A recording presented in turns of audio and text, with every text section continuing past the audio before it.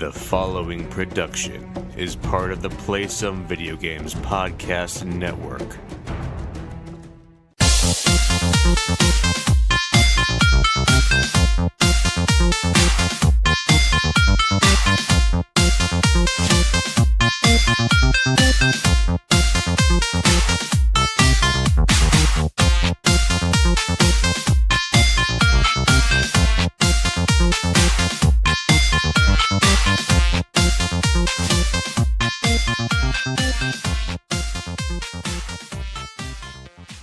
Hello, everyone.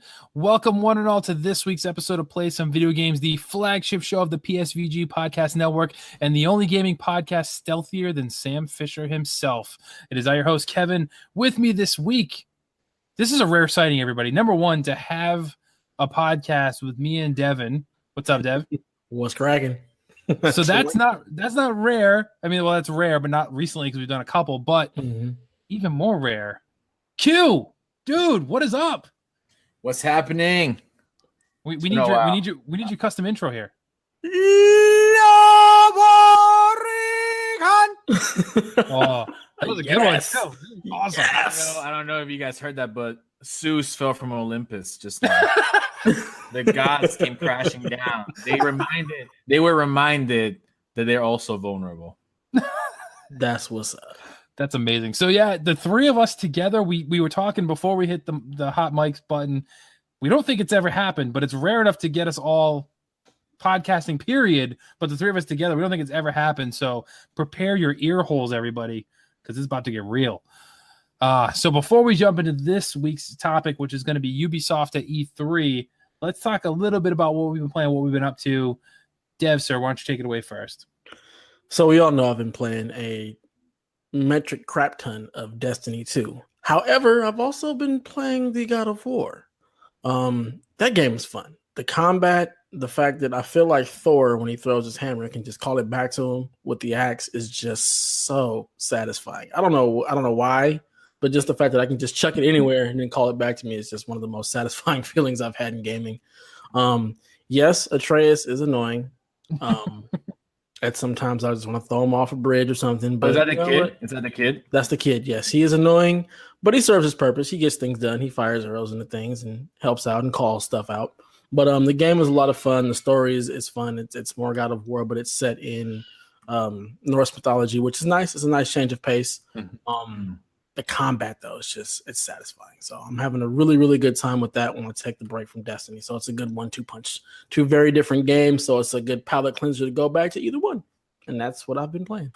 Cool. So a couple new things in my horizon here. I'll start with one that's not so new for me, at least. I've been messing around, still experimenting a little bit with the Nintendo Labo. Did you guys catch the Jimmy Fallon video with the Roots? No? I did not. Oh, so he did a video on the Tonight Show this week with Ariana Grande, The Roots, and Jimmy Fallon, and they played Ariana's new song, No Tears Left to Cry, I think it is, and they did it all on instruments made from Labo. So all the drums, the guitars, the piano, everything was made from Labo. So YouTube that stuff later. It is amazing to see what can be done with this thing when you not just make the stuff that you can make out of the box, but as we talked about in the review cast, there's a whole section where you can program your own things. Like, hey, if I do this, then this needs to happen. And they did that. They made guitars, which is not part of the kit at all. Neither are drums. And yet they did both of those things and made the whole song out of it. And I noticed today that I heard the regular song on the radio, and it is really close. The Labo version to what was actually, recorded and put out there. So that was a lot of fun. So been messing around with my middle daughter a little bit, seeing different things we can do. We made this little figure. It's kind of like a stick person that you can attach to a Joy-Con, and we've figured out how to make him fall when you swing the Joy-Con at him like a sword. So we take a sword strike, and he just goes whoop, and falls over dead. So little things there, we kind of mess around to see what's capable, but there's definitely some people doing some great things out there with the Labo. So still a lot of fun. Awesome. Yeah, it's a lot of fun, man. I'm telling you. Other than that, jumped into Hyrule Warriors everyone's playing. Now, I played it on the 3DS before. Played a lot of it, but didn't get into the DLC for it. But now I have the whole thing. The Definitive Edition has all the DLC, all the stuff to do. It plays, not that it was bad on 3DS, it plays way better on the Switch. I just think that processing power for a game like Dynasty Warriors with all those characters on screen, the Switch helps it a little bit better than what the 3DS was capable of. But that game is fun. It's just a great button masher. So Dev, as I mentioned to you, when you pick up that Switch, which is going to happen eventually, I think that one you'll enjoy, and it's a game that you can get a lot of time out of. I know you like those games that you can buy and play for like years. This game has so much content, so many modes, so many characters. It's something you can just pick up and play for like a half hour, and you still feel like you did something. So it's one of those great games, I think, for you. And then lastly, I finished up. Talked about it before. Far Cry is off my plate now, so looking for something else on Xbox. And I think Q played this a bit. I have hopped into the Division now. Mm-hmm. Yeah, so it's cool. It is fun. I haven't gotten very far, and I've only done the first couple of missions. But right off the bat, I'm like, man, this game is very serious. It is not like an easy game. You can just I'll just go through and gun down people. No, it does not work. I was unfortunately with a very, very bad squad in one of the early missions, and it did not go well for us. So I need to jump back in. But I'm building up that hype for Division 2, like I did with Destiny. I bought Destiny Vanilla like right before Destiny 2 came out, so just getting me hungry for it. So I don't know if I'll like play through the whole game, but I'm definitely digging it. It's a lot of fun. So yeah, that's it for me. So Q, man, it's been a while. So what have you been playing, man?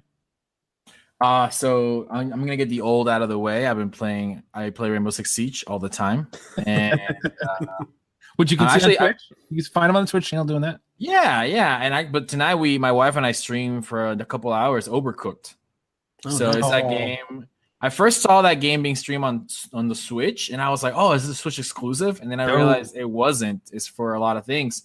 But then I was gonna buy it on Switch for $25, and I realized it was on sale on Xbox for $5. Mm-hmm. So unfortunately, I went that way. I mean, it plays well on Xbox. I just I feel like the Joy-Cons work really well with that kind of. Oh yeah, that's true. Motion. So a lot of Siege. I play that very competitively. I think I say that very aggressively. I get angry at my at my chat. I get very disappointed. Like sometimes, like the guys that I play with, when I'm streaming, like those guys and I go way back. Like some of those guys, I was their youth group leader at church. And now I curse them out. It's like, what the hell, Josiah? Pick it up, man. Like if you're not gonna play, then get out. If you are not gonna win, then go to bed. You have school tomorrow, right? Then just go to bed, man. You're more utility to the world going to sleep than staying if you're gonna play like this. But actually, I've been playing some Destiny 2. It's my shame game. It's my walk of shame. I actually got on someone's case about it when I saw them playing earlier this week. And next thing I know, I'm clicking buy on the expansion. Yeah, you are. No, I didn't buy Curse of Osiris. I just bought the Warmind. That's okay. The correct decision. That was the correct decision for sure. And honestly, I feel like I had more fun with it just doing that because I've had to progress from 300 or 305 all the way up, and I feel like I'm at the point where Destiny is fun, where I feel like I'm doing things. Yeah. And I'm rewarded immediately. Like there was that whole week-long trajectory where everything I did gave me better gear. Was it blues? Was it purples? Yeah, but it was still better. And I felt like everything I did, whether it was big or small, was still like actually helping me out. Yeah, and I felt like if I was just going from Osiris to Warmind, that wouldn't have lasted as long. So maybe that's not. Maybe that's how you play Destiny. You got to skip every other. Apparently, it was that way with the first one too. Yeah, but on it, it's fun. I mentioned this on the Discord. Going from Siege that runs at 60 frames per second to Destiny 2 that runs at 30 frames per second on one of the consoles. To be honest, that was rough because then I went back to Siege and I felt like my eyes couldn't keep up with like my guy movements. Like I was moving and my eyes were like behind. Like I became defamiliarized with Siege at the speed that it runs. So anyway, that's been fun. And yeah, man, I'm waiting for that Pokemon RPG on the Switch. Yeah, we'll see. The Nintendo Shack talked a lot about that. Yeah. So funny story. You played Overcooked. I also play Overcooked today. Oh, really? Yeah, with the film. No, I bought it a while ago on PlayStation. I got a good deal. Mine came with all the DLC. I don't know if yours did too. Probably it came with the like 2 DLC packs. But anyway, and it legit. I've made jokes about it in the past on PSVG that like this will test your patience with your family. So my wife and my 2 oldest daughters, so 14 and 11, we were all playing, and it like no word of a lie, guys. We're in like the later stages of it anyway. We've been playing through, so we've done all the easy ones. It got to a point that like I'm yelling, my middle daughter's yelling, and my oldest daughter's yelling, and like my daughter threw the controller. My wife starts yelling at her. Like it was a full-on fight with my family over Overcooked. It is nuts. So yeah, just be careful there, Q. You know. Well, no. So we were playing, and like every time we did it, for the most part, the first time I did, we got 2 stars per mission. Sure. Second or third time, we managed to get 3. Not for all of them, for like 90% of them. Yeah. And when we were done, my wife still wanted to keep playing, but I was hungry. I'm like, I think we should go, make food. Real food. Like she wanted to keep playing, and I was this is taking a lot of communication and family, energy out of me. It's true. My wife and I played it primarily before. Like my daughters jump in and out, but my wife and I platinumed it, 3-starred every single level on that and the DLC packs. Like we tore it up. So now we just kind of revisited it months later and started playing now. But yeah, it's definitely easier with 2 people. I think it's when you start inviting more people in that it gets to be problematic, especially in some of those later stages. But it's a lot of fun. Don't not get me wrong, but it will test your patience for sure. All right, so let's dive into the topic. And so we are here tonight. We've united to speak about Ubisoft at E3. Their presentation this year is going to be June 11th at 4 p.m. Eastern time.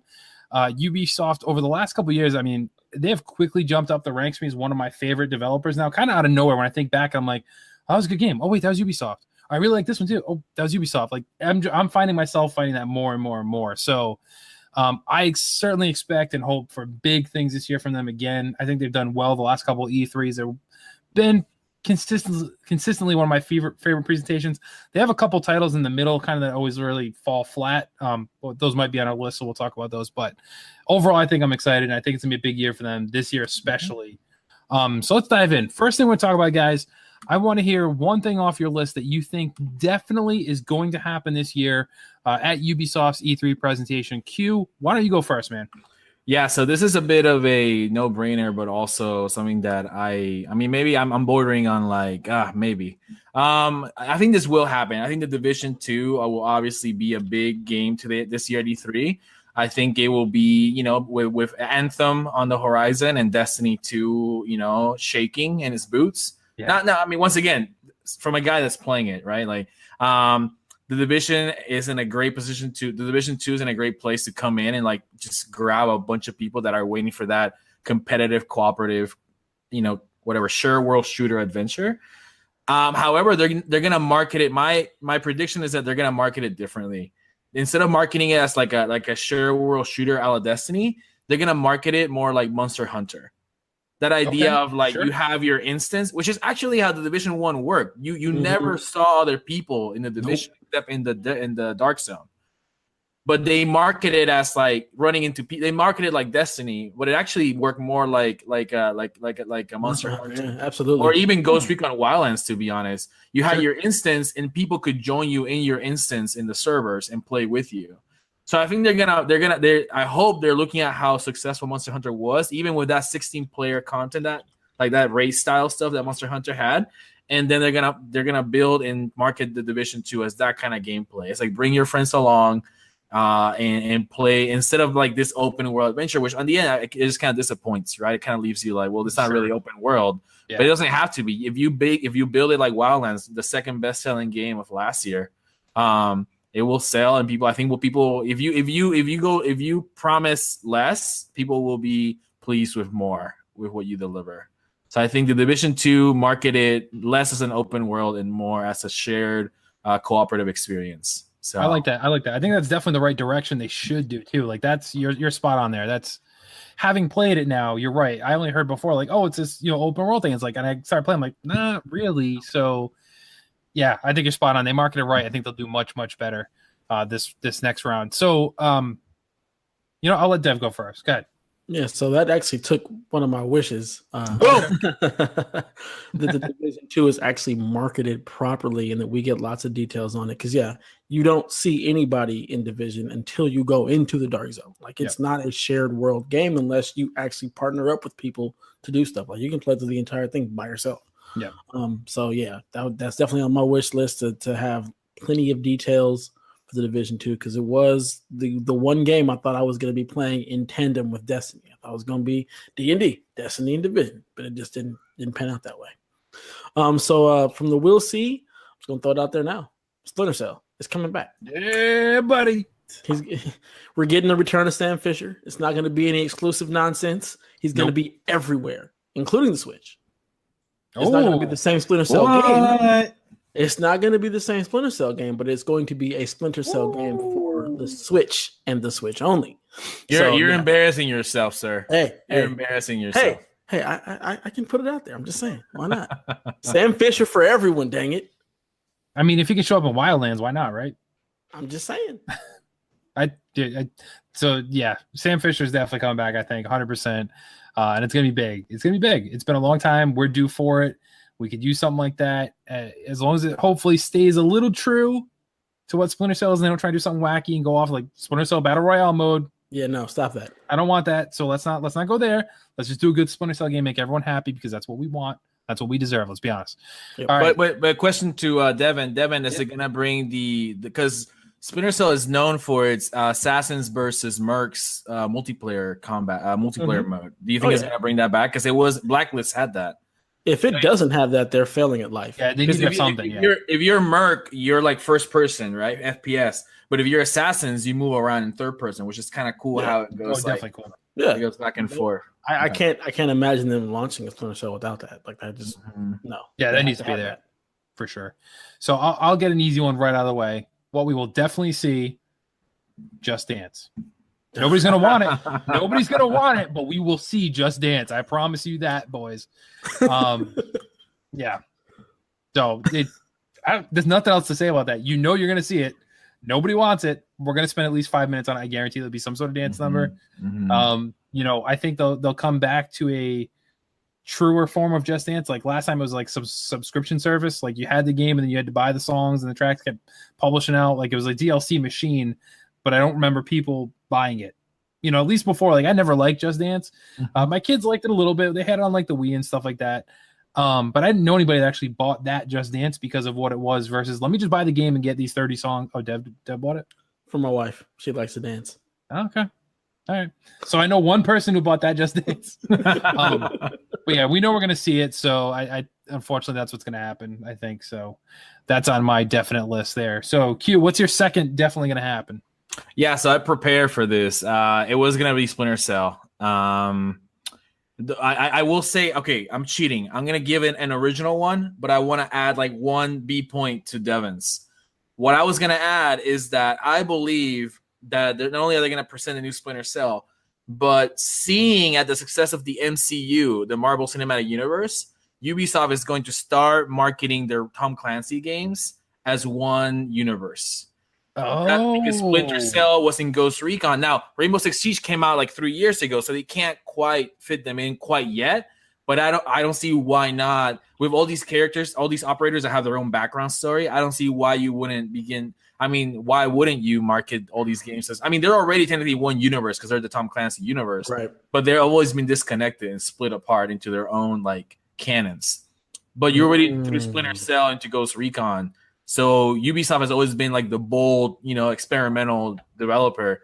Why not try to move forward this like wave of like, cinema or game universe, if not cinematic. So that was my add-on to Splinter Cell. My original, what will happen is I think we're gonna see the further development of Ubisoft Nintendo.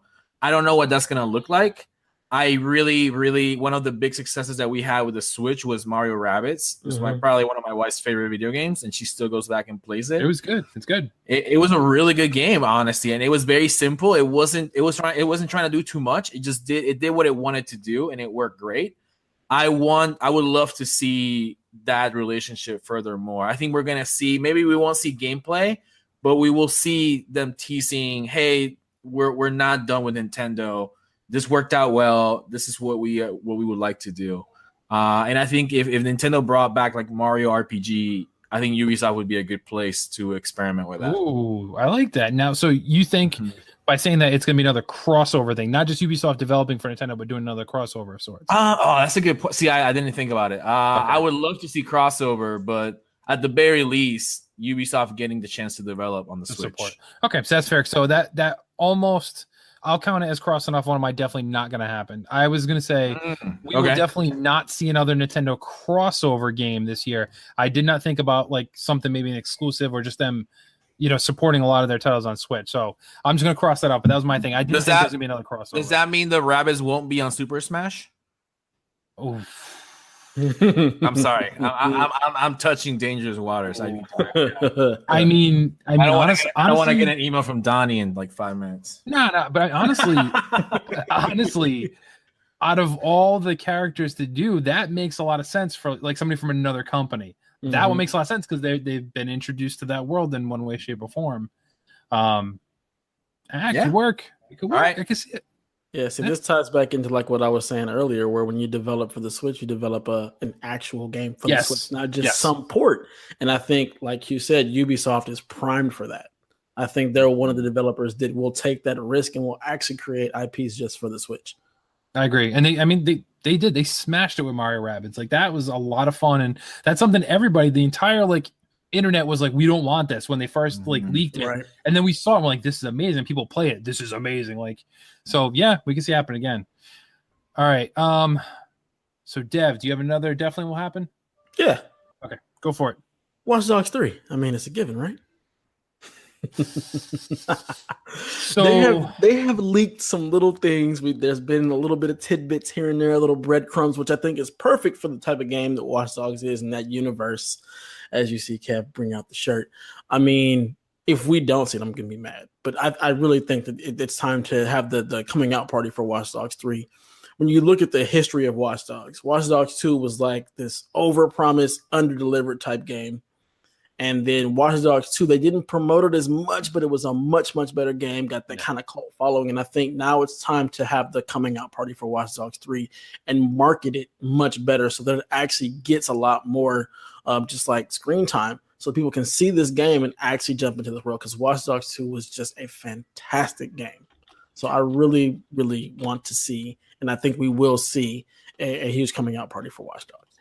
See, I almost feel like it's too soon.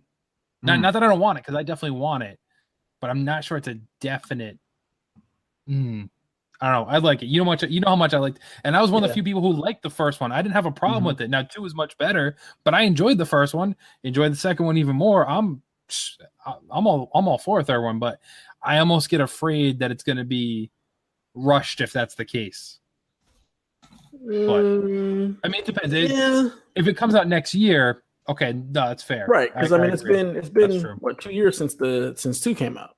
Yeah. So if we can get just it's coming and it comes out next year, I think that'd be great. And I think it would make more sense to bring it out in like spring, summer than to try to cram it into the fall. Oh yeah, definitely. It needs to be away from the fall stuff because it won't do that well against your heavy hitters, whatever Nintendo pulls out in the fall, and then you get your Call of Duties, your Battlefields. You don't want to get lost in that mix.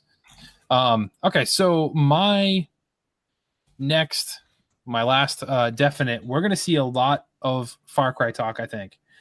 Far Cry 5 is taking, running with it, top of the charts. It's run away with it. It's a great game. They've leaked all the DLC. They told us up front, like, here's our major 3 DLC expansions.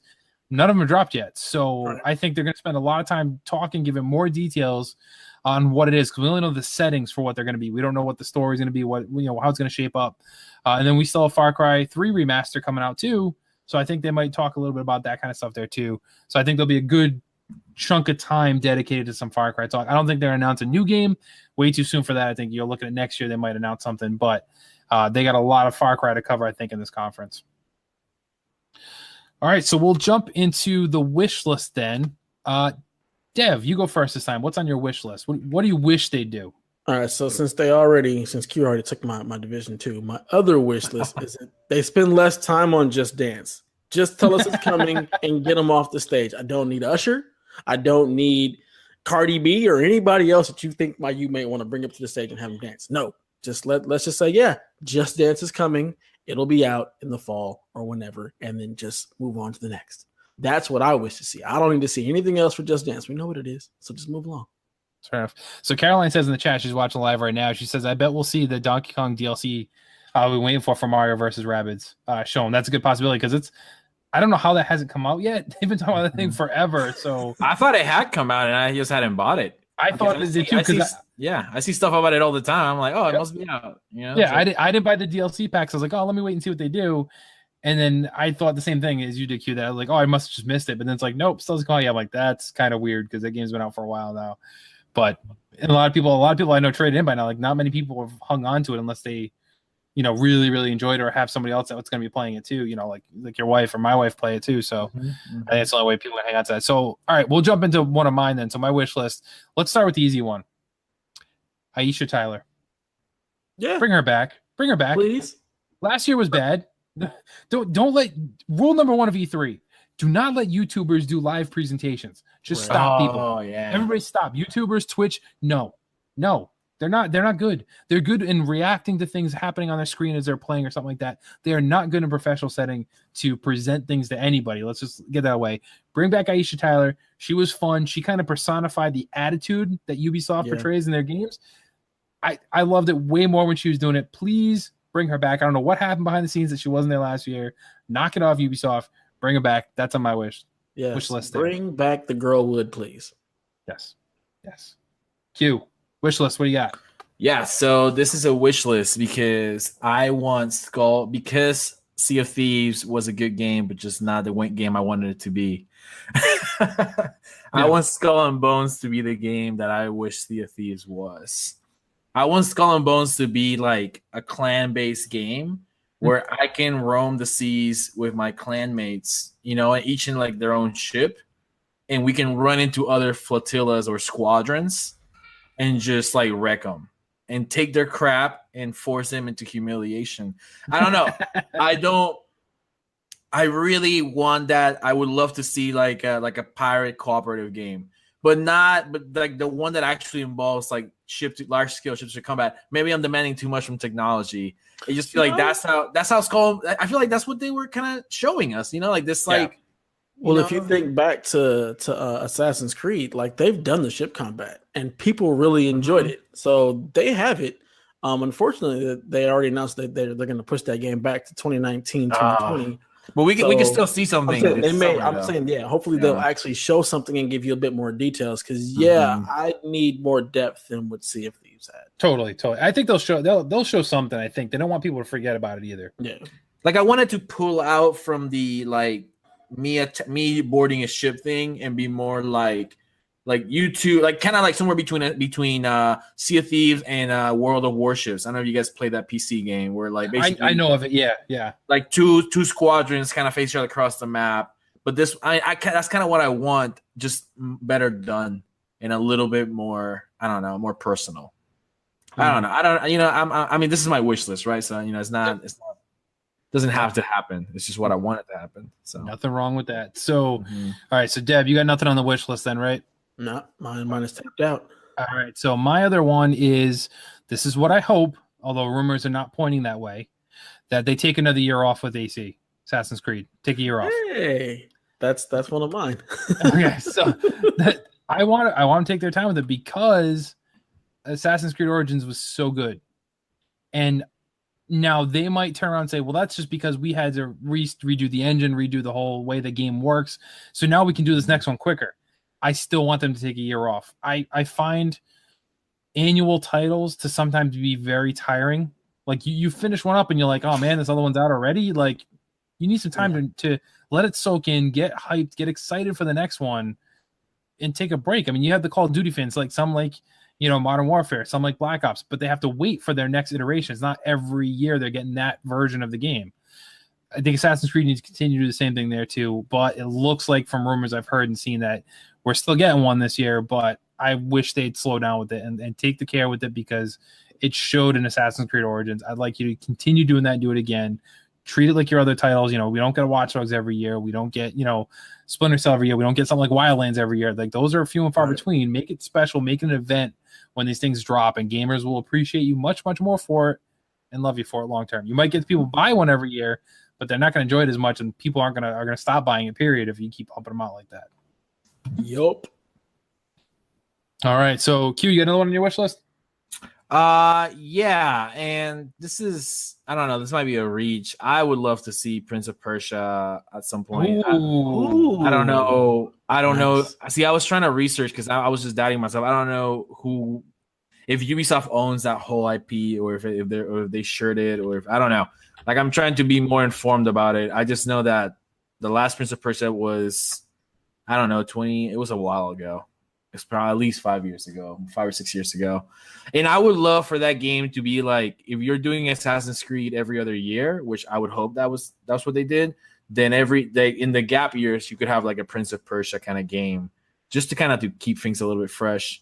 I don't know. I mean, once again, that's like my wish list. I would love to see some of these old IPs make a comeback.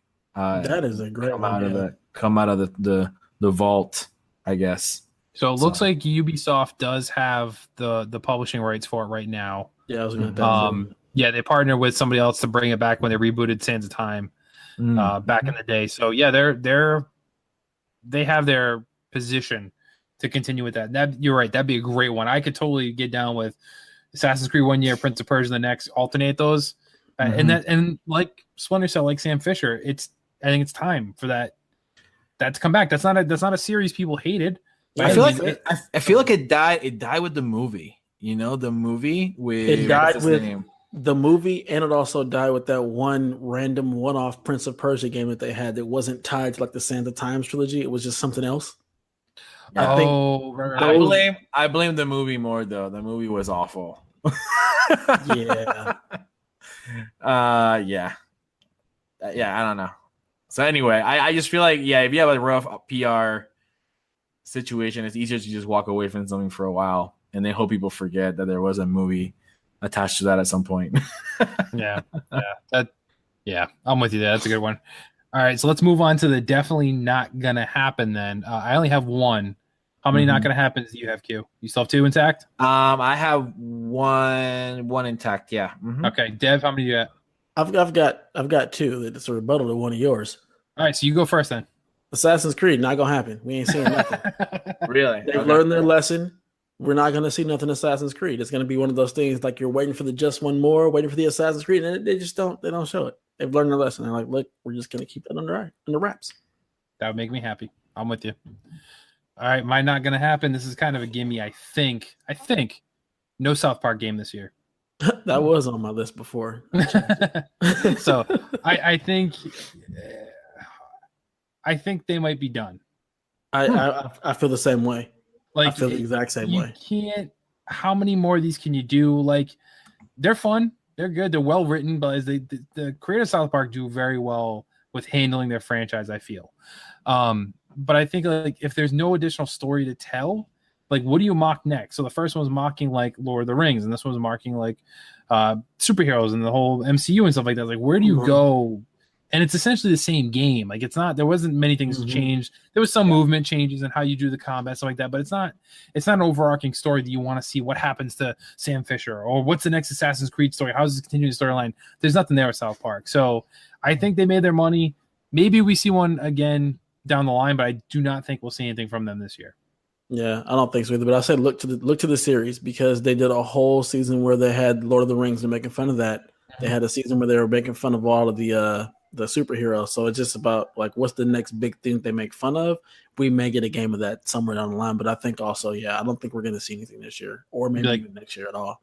Like South Park politics. They'll just make fun of the presidents and Congress and stuff like that. I mean, that's been the last like season and a half. They have gone there, so it's possible. I guess, but I don't know what kind of game that would make, but we'll see. So Q, then what do you got? What's on your? This is my half one. Okay, we are not going to see Starlink Battle of Atlas, whatever the crap that is, canceled. Oh, that thing that canceled. No, like I'm saying, like I want it to disappear, but we're actually that won't happen. It won't disappear. It will show up, and I will. I don't know. I will sugar coma myself through the whole thing. I just don't know. I thought Toys to Life was like on its dying course, and yet. Well, that's the thing I was thinking here. I'm hoping it does get canceled like you. I hated the idea when I first saw it, but nobody has Toys to Life anymore. Right. Like we're the only ones. Right. Like everything's been clearance out. Toys R Us is going out of business, But then you look at like GameStop, they have a very small section for like Amiibo, and that's pretty much it.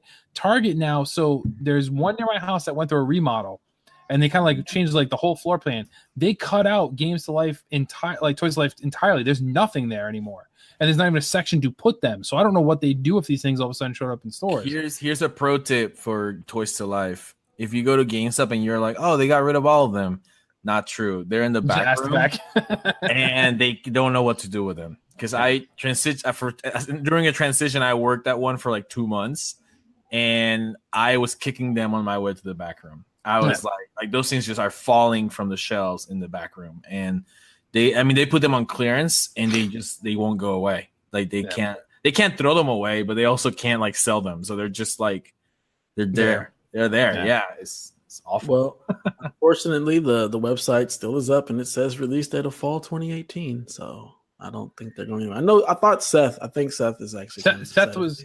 I don't know if he was excited, but he was the only one interested. I think in it. He was like, "Oh, this is a cool concept." He likes the space stuff, so it's up his alley. But yeah, Toys to Life. I mean, I'm kind of a hypocrite here. I just bought Skylanders Imaginators at Toys R Us for clearance for like $25 for the whole shebang, the starter kit, and then they're selling like their Skylanders for like 94 cents new in a box. So I'm like, wow, well, I'm gonna have to grab some of these that I don't have already. And I still have Lego Dimensions, I have stuff like that, but I don't, unless something new comes along that really rocks me, I'm done with Toys to Life. I'm not gonna, maybe some Amiibos if cool ones come out, but I'm done with all that, I think. So yeah. All right, so Dev, your other not gonna happen then. So my other not gonna happen is one that actually makes me sad, but Beyond Good and Evil, I don't think we're gonna see anything. Really? Yeah. We've seen some gameplay, right? We've seen some gameplay, right? Like a dev sit down kind of thing. Yeah, they had a whole Twitch stream that they did. And I mean, to be perfectly honest, I said we won't see a release date. There won't be a release date announced. Oh, okay. But I don't think we're going to see much of it at all. I think it may just be a little bit here like, yeah, we're still working on it. It's coming. Stay tuned. There'll be Twitch streams or whatnot, because they did like a whole hour-long stream where they kind of showed you some of the pre-alpha build where they had the combat and stuff like that. But I just don't think that game is far along enough yet for them to really show anything off, anything big. Yeah, fair enough. I think I'll definitely at least talk about it. I'm still hyped they got last year. They gotta acknowledge it a little bit, otherwise people are gonna forget again. Then it's gonna be like a whole new reveal the year after or whatever. Right. All right, so Cube, bring us on home, man. What's your last not gonna happen? My last not gonna happen. I have two halves. I know I keep cheating, but okay, that's fine. That's fine. Take it. My first half is that we will not see more co-op campaign content for Rainbow Six this year. Outbreak was awesome. It was fun. Unfortunately, it showed everybody that you can build a campaign in less than a year. Oh yeah. And unfortunately, now we're all spoiled, and we're like, oh, so you're gonna make more of these? Nope. At least not within, I mean, I think it did take a lot of energy to put that together, and it was fun. But unfortunately, now, even though now we know that they can build a campaign out of Siege, like campaign missions out of it, we're not going to see that yet. My other half one is, oh my gosh, I'm blanking out. I may have to cut it there. Oh, here's the thing. I really hope we won't see it, because I think Ubisoft is better than this. But we will not see Ubisoft attempt their own battle royale, because everybody it's like Destiny, man. When Destiny came out and everybody wanted their Destiny. Yep. Everybody has their battle royale now. Call of Duty obviously just showed it to us, sort of. There's rumors that Battlefield is prototyping one. Mm-hmm. There's rumors that Halo may prototype one. Ubisoft is gonna stay above that and be like, that is not who we are. We're not gonna do that. We're gonna do something. We may do something crazy that you don't like, but we're not gonna just settle for the formula. It may bomb. What we do is it may bomb, and you may hate us for it, but we're not gonna just copy paste. That's not their style, I think. So what you're saying is Division 2 Dark Zone won't be battle royale? Oh man. See, if one game had it, it would be that game. It's gonna be that one. Yeah. Mario X Rabbids Battle Royale. It's gonna be real slow. It's gonna take a long time because you got to move turn-based combat. But bringing Battle Royale to the Switch. Yep.